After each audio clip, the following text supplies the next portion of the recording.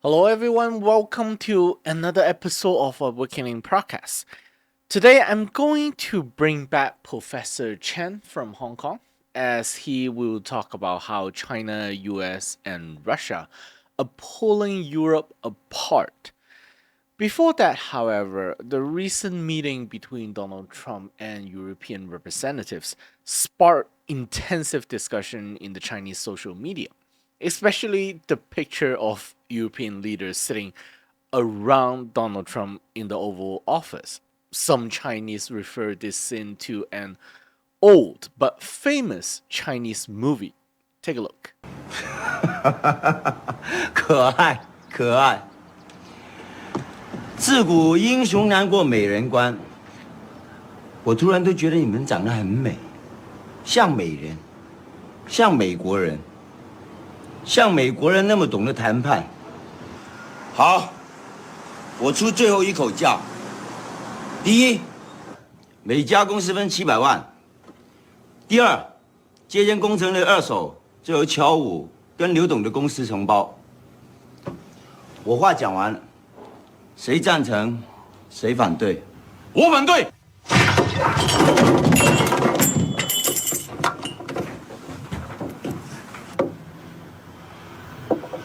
我赞成。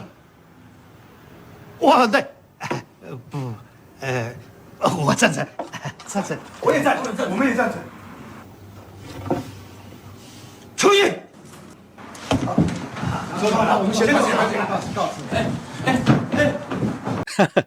Is that some kind of a Chinese version of gangster, cartel, badass Godfather movie? So many embarrassing moments. President Stubb of Finland, and he's somebody that, where are we here? Huh? Where? I'm right here. Oh, you look better than I've ever seen you look. My dear Finland. Many people refer to this as a clear sign that Russia and Putin alone is way more impactful than all these European countries and leaders combined. But let's get to the main content today. Professor Chen, based in Hong Kong, runs a YouTube geopolitical channel with his team in Cantonese language. In this hour-long video, he summarized pretty well how Trump's tariff war has changed the landscape of the world. And I'm just going to translate a small portion of this video regarding his opinion of Europe. The general direction where this is heading is that the European Union is pressuring the United States, Russia, and China to dismantle itself. Let's start with the United States. Remember, President Donald Trump said in front of the media that the goal of the establishment of European Union at the beginning was to F with the United States and its interests. This is because the 28 countries, now 27 because of Brexit, wanted to form a common economic bloc and currency to pursue and maintain a higher standard of living like the United States, to challenge the petrodollar. The European Union negotiated a deal with Iraq under the UN Oil for Food program in euros instead of US dollars. This was seen as a symbolic challenge to the dollar's dominance in the world's oil trade, the petro-euro maybe. And that would severely degrade the United States' hegemonic position in the world. High treason to the US unipolar leadership. That's why the United States and its president at that time, George W. Bush, partnered with its close ally, the UK, Tony Blair, to destroy Saddam Hussein and his regime in Iraq.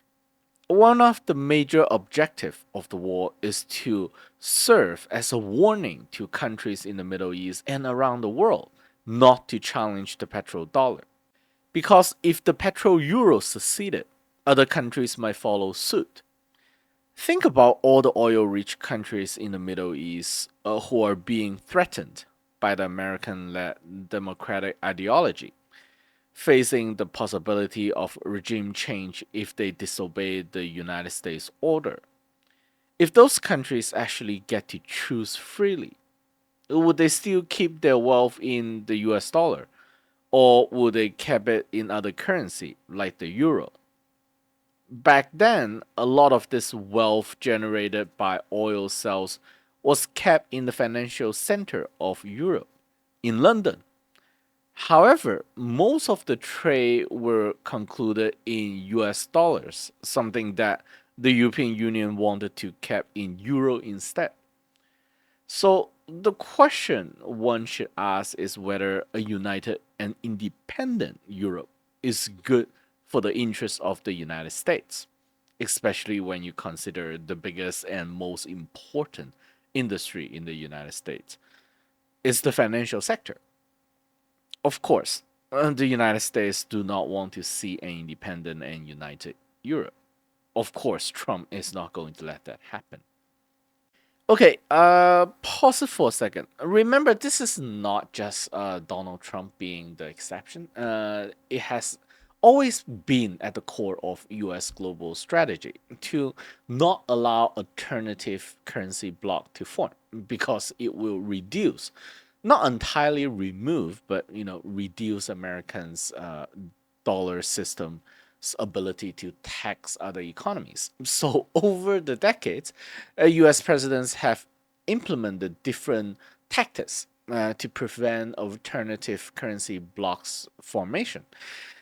It's just that Donald Trump is I would say, one of the worst president in the history of the United States to conceal his true objective.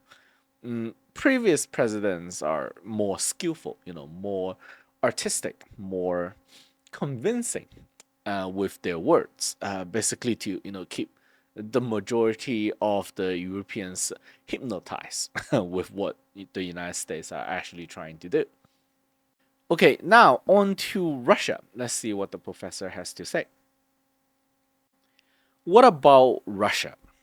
The United States benefit a lot from provoking this war in Ukraine, energy sales, weapon sales, by turning Russia towards the path of war. Russia is on a rampage, nearing the capture of the four eastern regions of Ukraine, along with Crimea. In addition, I believe Russia will want to capture Odessa, the core seaport exit of Ukraine. That will conclude most of Russia's objective when it comes to territory.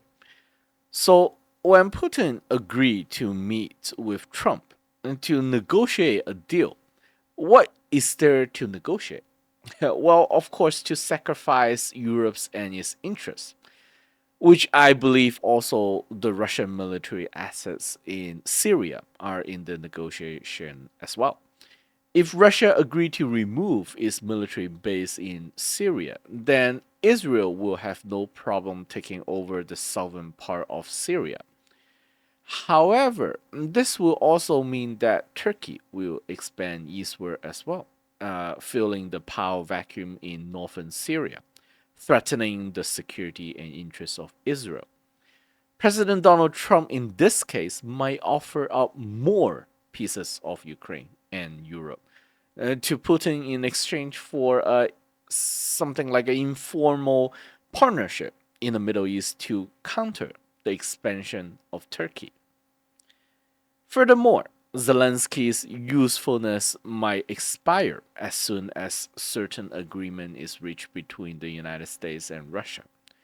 I think Donald Trump sees Zelensky as an asset of the Democrats and want to replace Zelensky with someone more obedient to him.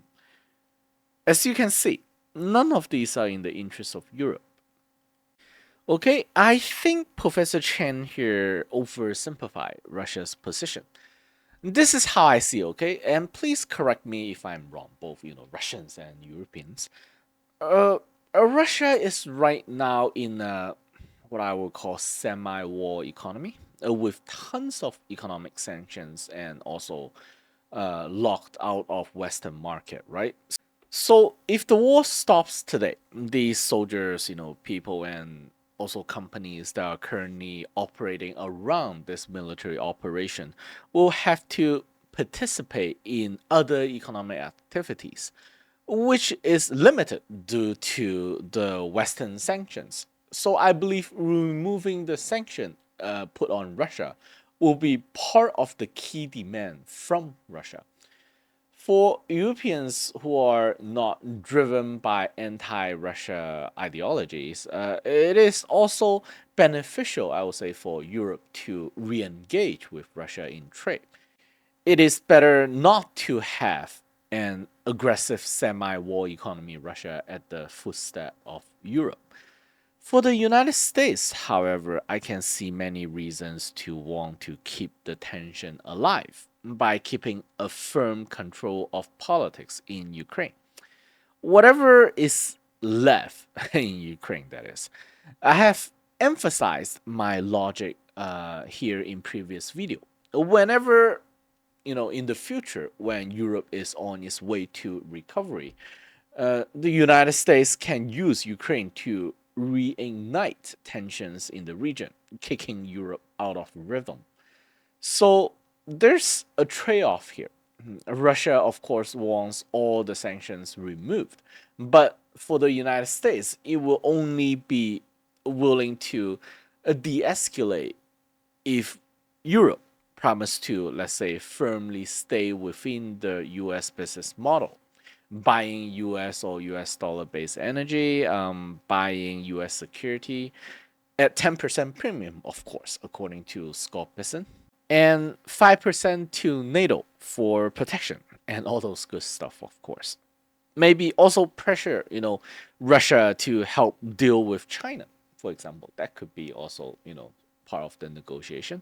So what I mean to say here is that, and also from Professor Chen's point of view here, what he's trying to refer to, is that some European nations will like to see sanction remain on Russia, while other European nations will like to see the sanction go away. Europe's opinion is divided on this, and whatever agreement reached will divide and dismantle EU further.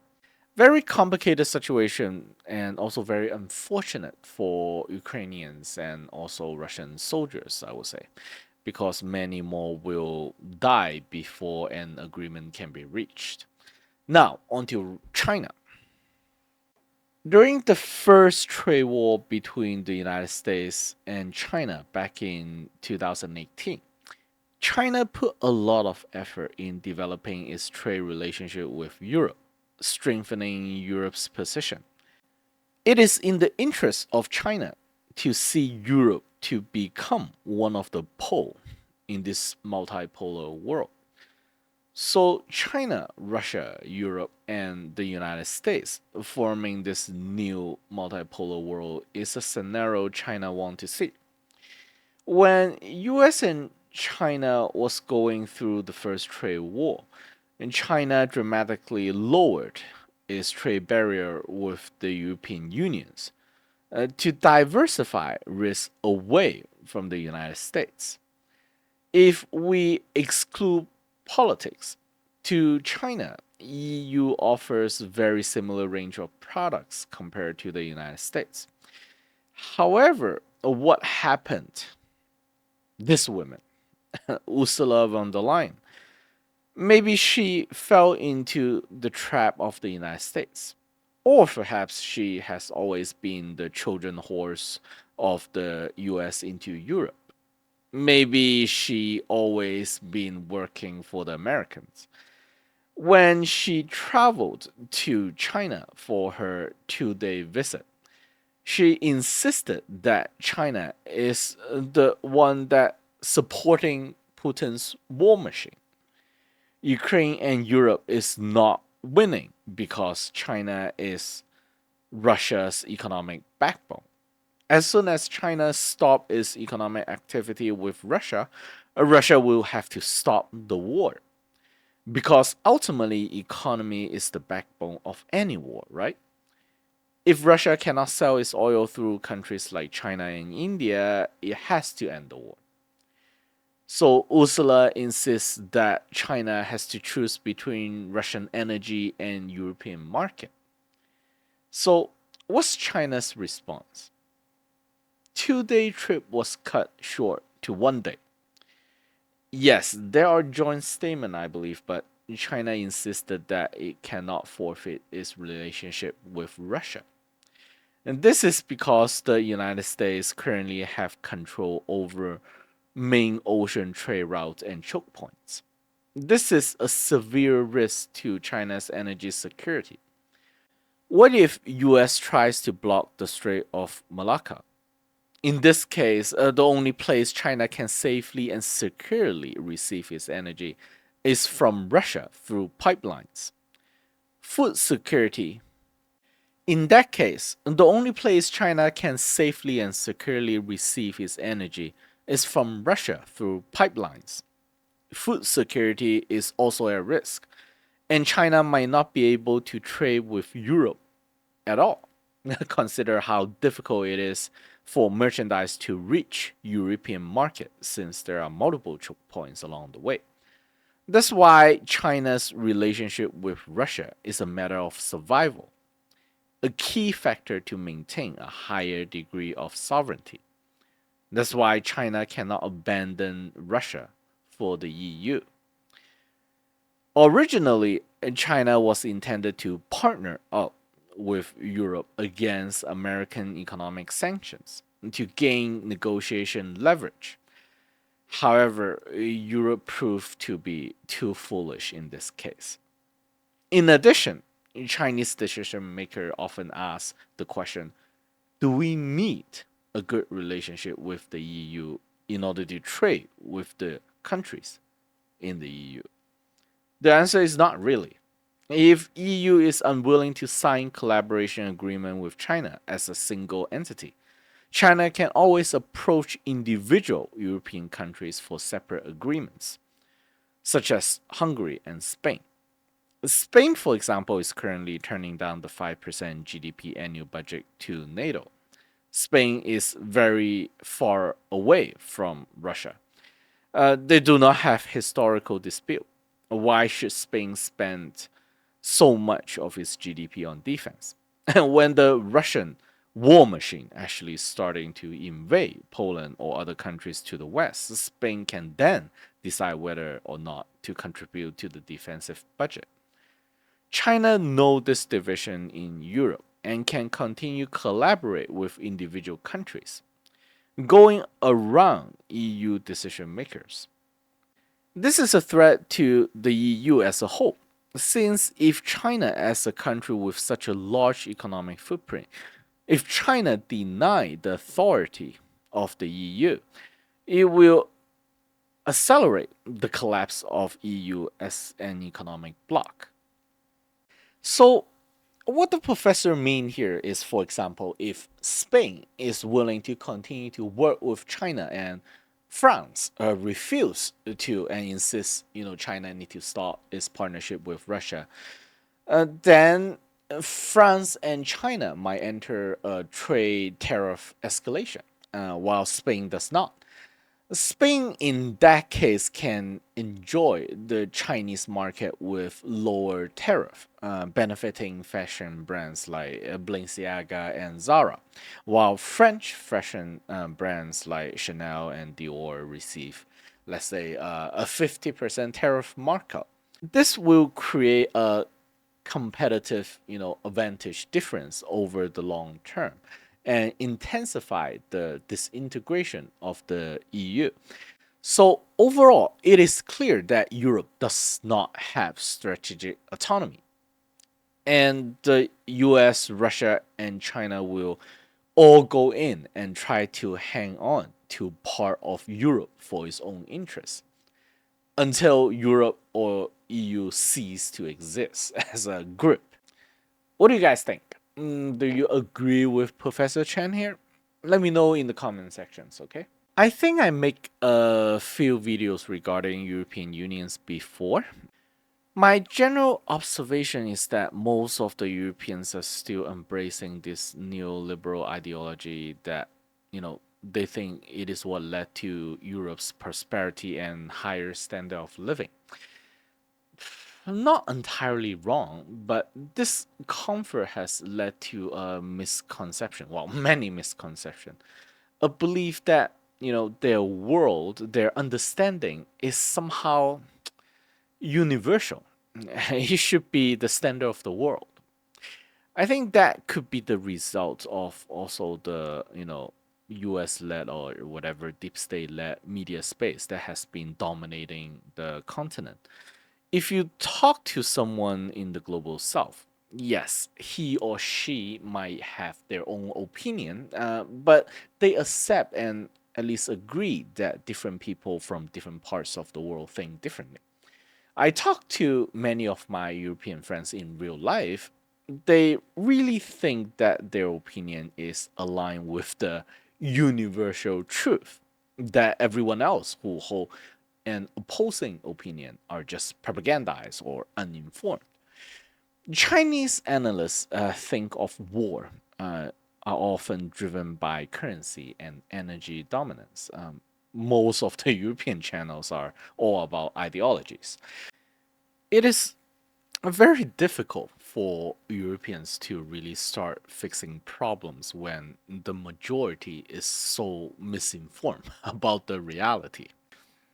Oh, as I'm making this video, the US is moving massive military asset to Venezuela.